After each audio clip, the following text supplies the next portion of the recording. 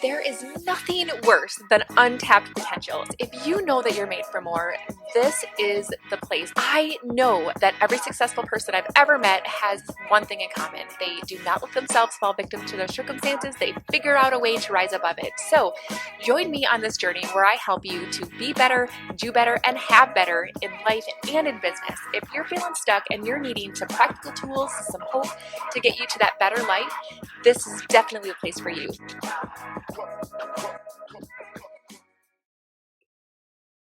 Hey everyone, welcome to the Unstuck Podcast. I'm your host, LaChellewieme. You guys, today we get a chance to talk to Christine Marie Quigless. She is a powerhouse of a woman who is going to help all of us empowered our own intimate and inner femininity. And I just think that there's so much that you have to offer to help all of us women just really step into who we've been called to be, and to try to work through and work around and work past all the things that hold us back as being women. And so, girl, thank you so much for being on the show.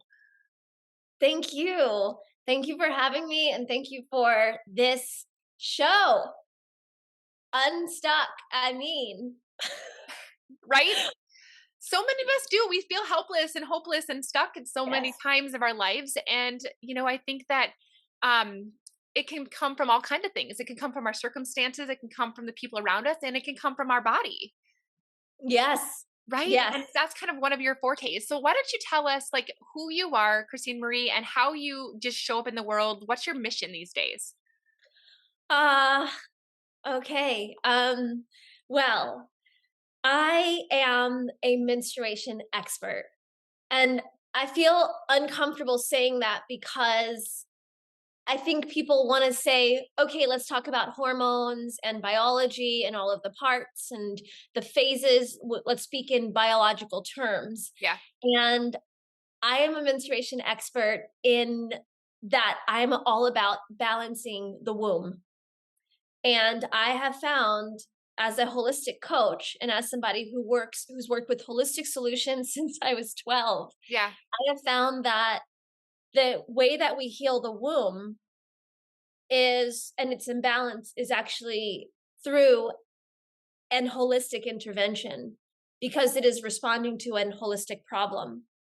So my mission is very much about healing what we see as this maybe medical problem, this biological thing that's happening in the body, healing it through the nourishment of our holistic being. And when we do that, we activate this menstrual magic that is a blueprint for our lives, and something you said specifically, for our unique way of being in the world. Yes. Yes. 100%. Okay. So tell us a little bit about your own story, your own journey. How did you get to this place where you're like, okay, Lachelle, I need to show up on your podcast and I need to get this message out to the world? What led to today? As we said before, my voice might waver. There may be a little bit of tears, only because I don't know why, but what happened is coming up really strongly. So I have been, I'm the middle of 5. I am from a family of love and a family of achievement and a family of professionals. And there's a way to do things. And then you bring this hypersensitive child into this world who's just absorbing. And I think that set me up for a pretty rough menstruation when I turned 15, because I believe, and it's been proven to me in experiencing my fierce gentleness solution, experiencing my process of solving this menstrual imbalance, that our menstruation is meant to shed what no longer serves us. And when you absorb until you're 15, not even what's happening, but your understanding of what's happening, which may be misunderstood, then you are in for it. I had a really rough period, and I from the get-go, my family did not know what to do with me. We had 4 women in our family, my mother, my older sister, no problems. Why is Christine Marie in the bed? Why is she crying? Why is she crying that she has to go to school and has to get to ballet? And why is she hunched over? Mhm. Like she's shivering. Are you cold? Yes, I am. Do you have a mic? What's wrong with you? Why are you taking so much ibuprofen? All of this stuff. And what it was that I had an imbalance, and I was almost immediately put on birth control.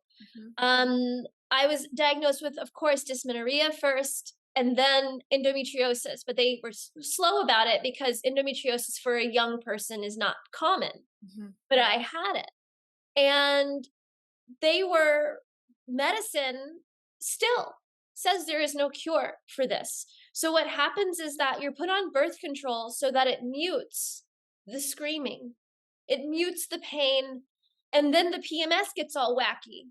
Mhm. And so now I'm going into mood swings and having all of that. And so then now I'm playing whack-a-mole with birth control, and they're switching me around and they're finding ways to control it, to Mhm. control now what are 2 parts of my holistic being, the body and the emotional being. Right. And what happens is that when we control it, it doesn't mean that the degeneration and sickness has stopped.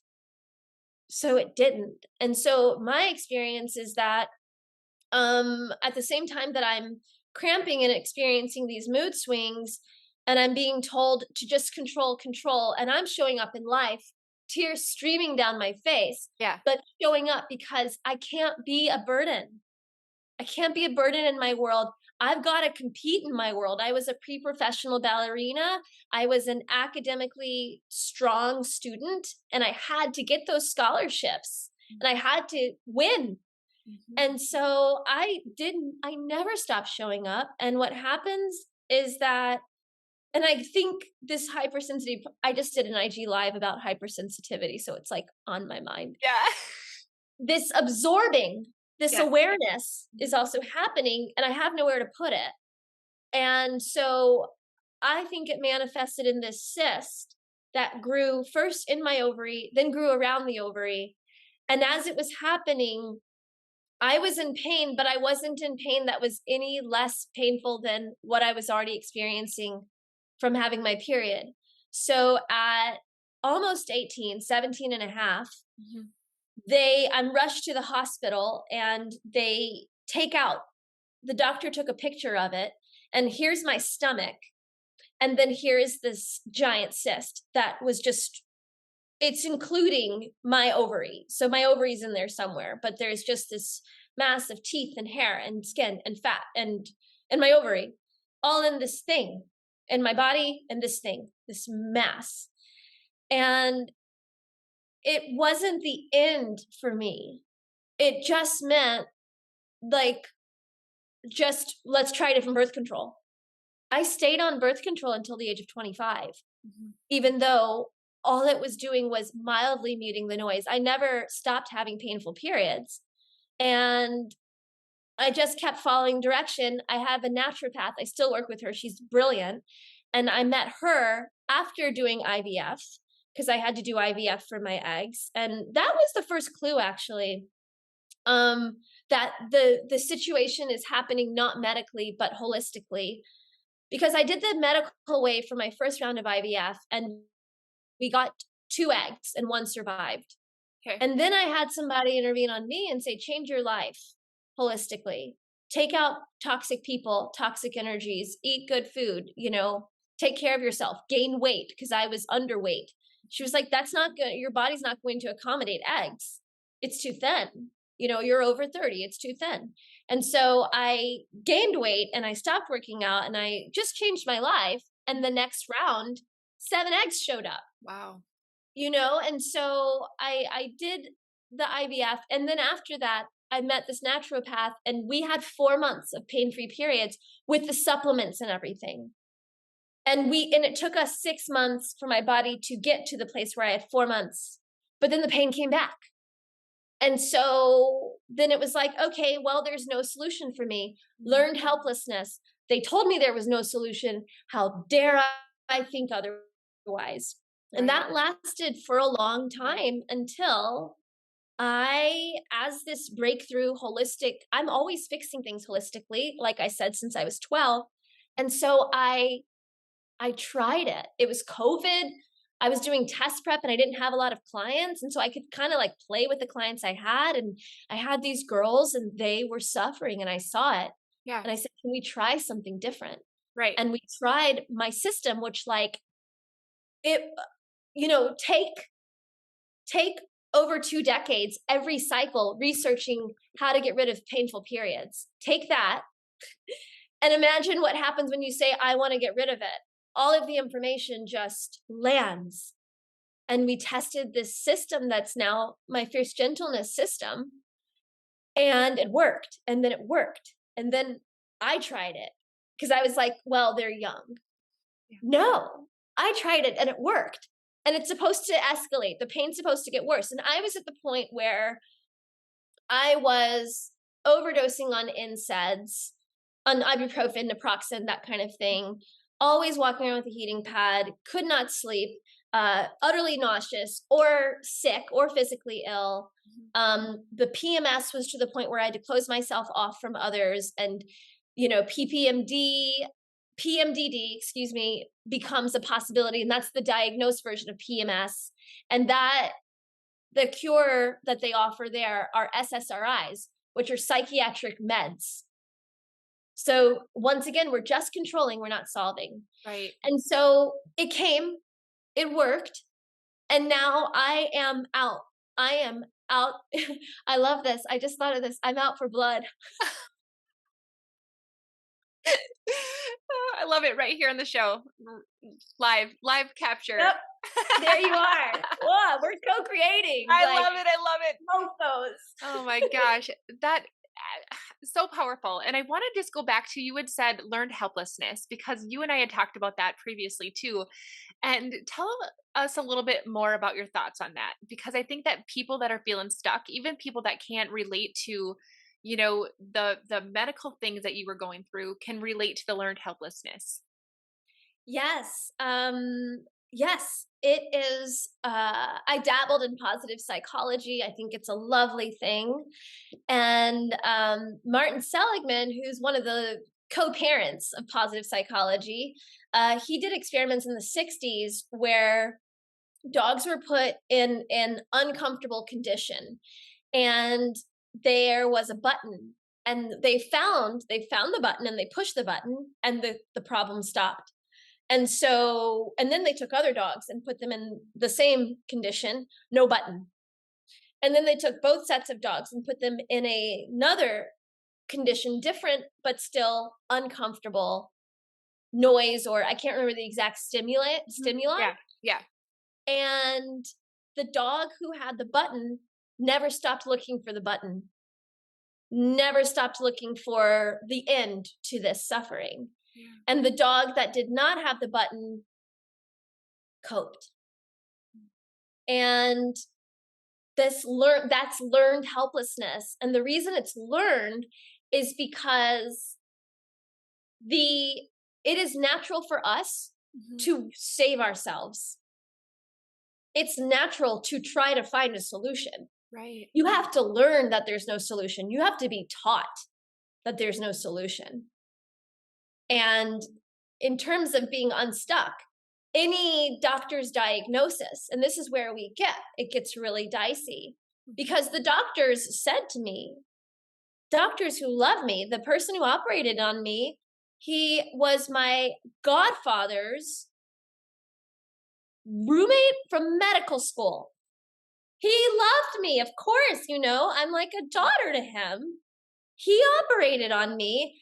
He tells me, we have a discussion about which birth control I'm going to switch to. Right. It is not. And so it's not because they hate us, OBGYNs. They don't have a solution medically. Right. It doesn't stop the research, and maybe the research is happening. But this is maybe my spin on it, but I do think, if this was a white male problem, there is no learned helplessness there. They're going to find that effing solution. And we, as feminine energy biased beings, because a Mhm. lot of menstruators are, Mhm. we are in so many ways taught to cope. And that in fact, we are rewarded Mhm. for coping in our pain and coping through our pain. Right. And so, and the way I say this term feminine energy bias being, and what I mean is that it's about what empowers you. Mhm. Um, a feminine energy bias being is empowered. Our action is to be.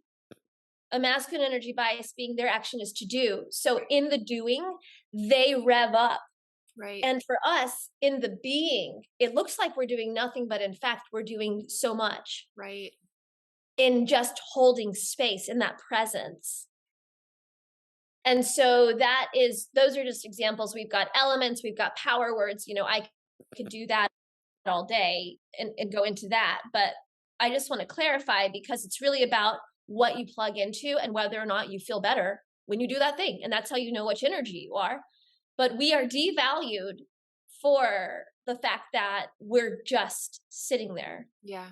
No, yeah, it's a hustle culture for sure. And I think that we could, yeah, talk about this all day long and get off on that tangent too, that we feel like we're not going to ever get to the success that we want or whatever if we're not hustling for the sake of hustling, and that's the masculine energy. But I'm definitely becoming more aware and in tune to my creative energy, because it is in aligned energy that we get an actually chance to get quantum leaps of success and further along when we tap into that creative part of ourselves. And so we could definitely like go all over this whole like amazingness of topics that we can do, but I want to get back to your solution, because I love the fact so you used to tutor young kids, and you tutored them through like the ACTs and the SATs and all that stuff, and that's how you discovered like, hey, I see these girls suffering, like maybe I can take all of my pain from the last 20 years and use what's worked for me and the research that I have to start helping these women. Tell me a little bit about that, because I know that you said that when you started to work through your program with them, like it impacted so much. Yeah. Yeah. So it was a perfect storm, Yeah. because I started doing, I say, breakthrough work when I was 12, because it was never, I was told that I wasn't smart. Learned helplessness. I was told that I wasn't smart by my school. And then my mom was like, I love the phrase hold my beer. A therapist used it a long time ago, and I just hold my beer, and then I'm going to go do the thing. So my mom was like, hold my beer. Let's go to the psychiatrist. Let's get you tested for your IQ, and let's see how dumb you are. And I had a high IQ, so it qualified me for this academically competitive program, but I also knew I was stupid. And I thought that they were just kidding me. And so I needed to figure it out another way. And that's how my holistic work started. I was always using people and their environments to solve them. And so if it's academic, it's not intelligence and knowledge, because that to me, I Right. knew wasn't available. It's you. Let's Yeah. find out how you can marry this topic and make it alive for yourself. Because I also got very bored. I couldn't have clients for more than 6 months, at most 2 years. And even then, it would have to be like once a month, not Yeah. every day or Yeah. something. And so what happened is I had the breakthrough, and I was empowered with my ability to break through. And then I had all of the yoga and the healing, because I was always searching out alternative Right. ways to heal Right. my body. Yeah. And so I'm looking at these girls, and I'm realizing it's so not about the pain. Yeah. That really is just a symptom. And so what I played with is, and my program is based on the three legs of the stool of fierce gentleness are awareness, Okay. boundaries, and then faith.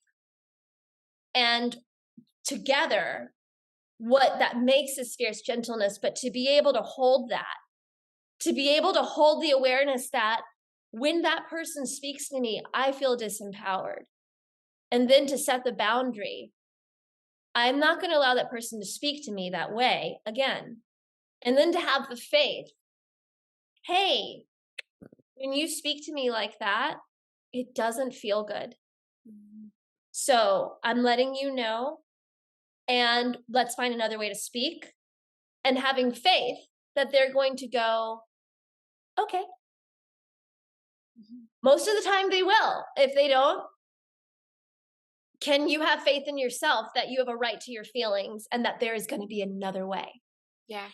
And that's why it's a system, because it sounds very simple when it's like one topical issue. Right. But these people who are suffering from menstrual imbalance, especially acute menstrual imbalance, fibroids, endometriosis, PCOS, Mhm. they have been railroaded, self-sacrificing, full of resentment, just in so many deep ways. They, me, I just decided for whatever reason that I am not worthy of the life that I came to live here. Yeah. Like I always tell people, human bill of rights, we're all created equal. No, no, no, no, no, not my children and my husband first and then me. Like Right. I've had that argument come up.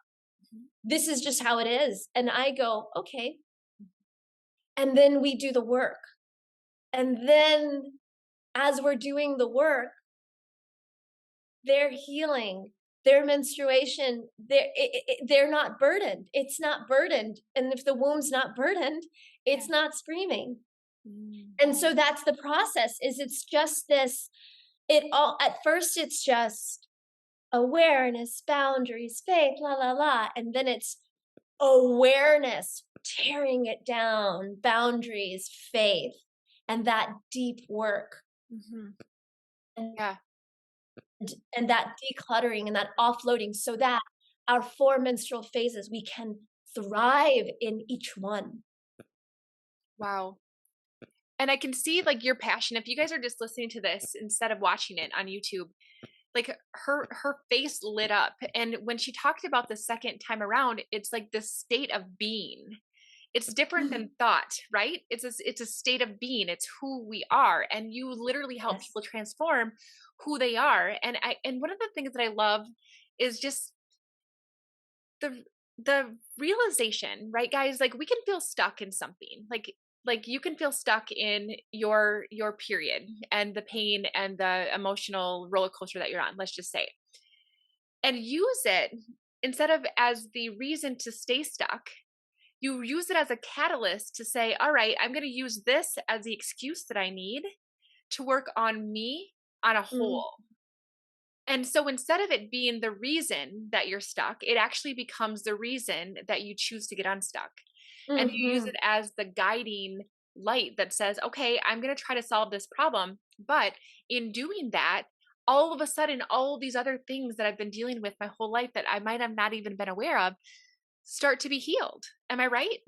Yeah, yeah, there's nothing I can add. I mean, it sounds so, when I reach out to, like, conferences and things, I say it Yeah. sounds woo-woo, Yeah. but this is so this this solution Hmm. is keeping me from the hysterectomy. That's the fact. Hmm. And my womb screamed loud enough, and it didn't give up on me that it would be heard.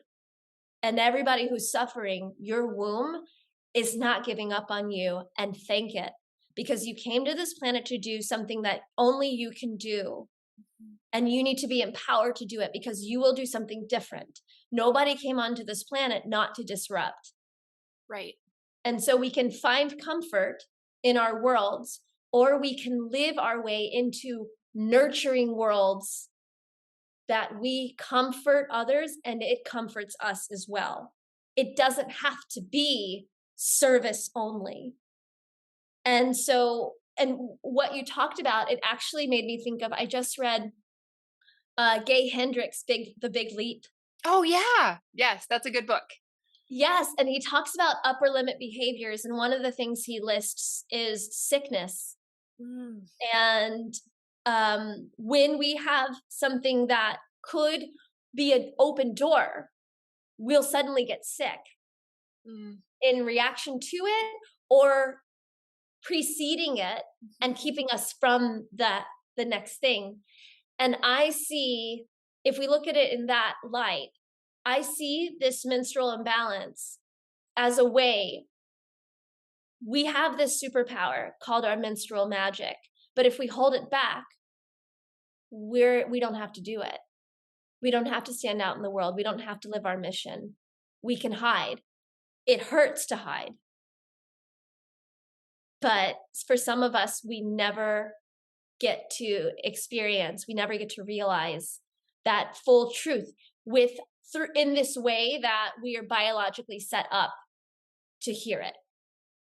Yeah. That's so powerful. I have some people in my life that like they mean the world to me, and I see them suffering with things that we've been talking about. And for both of them, it's led to infertility, which is heartbreaking because I want to see their womb healed and their heart healed because Yeah. there's such a connection there. So what do Yeah. you tell the people who are feeling just they're feeling helpless and hopeless out there, and just to help them see that you see them? Well, two things came up.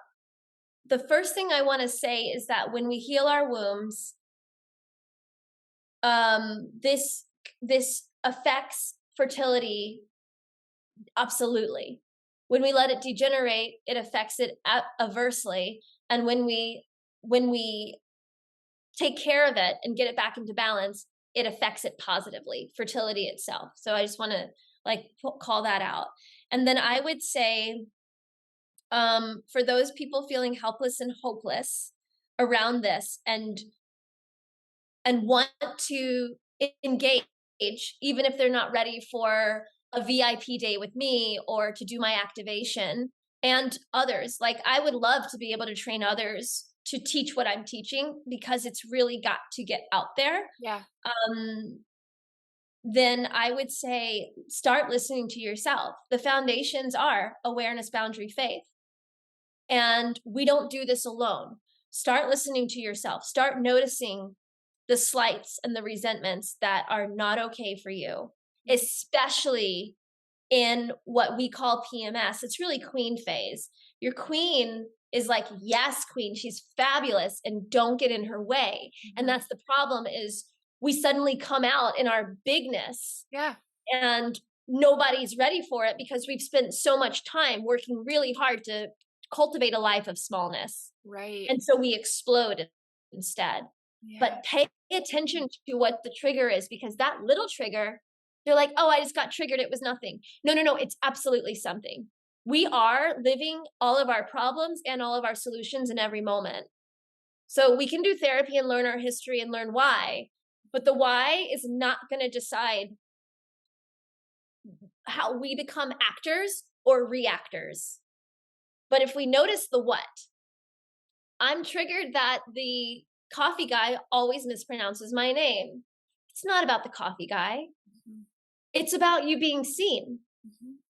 And this is why you could have, you first start with awareness, Mhm. and then you ask for help. And it might be with friends, but you ask that friend who you just like don't want to ask because you know she's going to be brutally honest. Yeah. You ask her.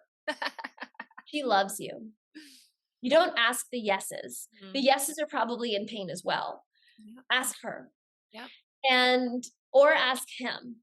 But ask the person who's going to, and there's the fierce gentleness, who's going to be fiercely gentle with you, which is putting your betterment Mhm. above your liabilities that you Right. think are you. They're not.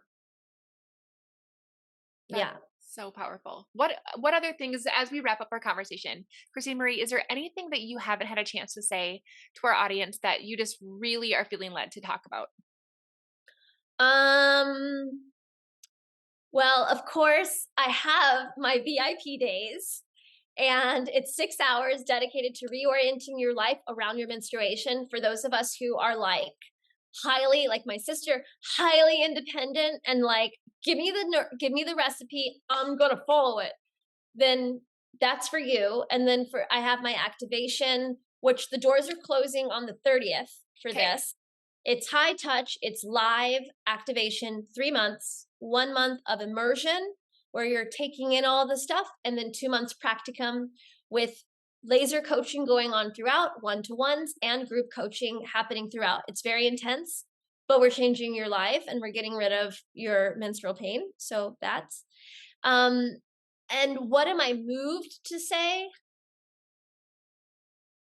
Yeah, I asked the question, and what came to mind is that quote by Joseph Campbell, where he's quoting a Native American who had gone on their walkabout.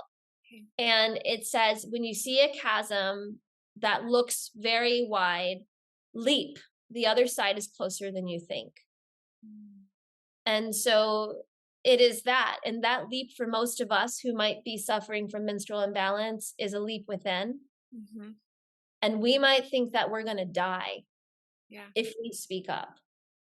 And we might think we're going to die if we use money to buy ourselves something really delightful. But just start really believing in that voice. That might be the leap, is listening to this and asking, how can I serve you? Because it will serve you back. Absolutely.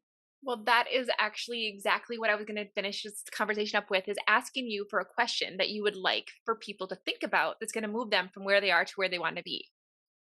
Ooh. And you kind of just did, but is there anything else you want to add? What question did you hear?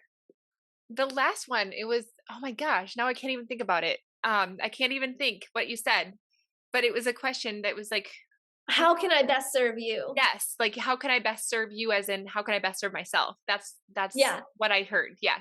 Yeah. Yeah. So I guess I would say ask that question, but ask it from a place that has no agenda, no outcome in mind, just purely letting the question be it and accept the answer no matter how abstract it seems. I love that. You are so passionate about helping people. I am so grateful that our paths have crossed and that I'm getting to know you Oh, better, me because you too. are just the most beautiful being. And I know that your heart is to serve people in the biggest way. And I just want to thank you so much for popping into the Unstuck podcast today. I'm such a blessing to have you in my life. Oh, thank you. I'm so glad we're connected too. It's been really fun watching you on Instagram and just getting a feel for what you're up to, because I like it Ah, and we need it. thank you, sister. Okay, you guys, thank you so much for tuning in. If you haven't already, make sure you take a screenshot, put us in your stories, let people know about Christine Marie and all the things that she's doing. If there's somebody that you think, oh my gosh, she totally needs to hear this podcast, make sure that you share this out, because we want to make sure that we can get the word out as much as we can, because there are people out there, guys, who are feeling helpless and hopeless. And we want to make sure that we are doing everything we can to help bring as many people to their best life as possible. Thank you so much for listening, everybody. And we will see you next week. Bye.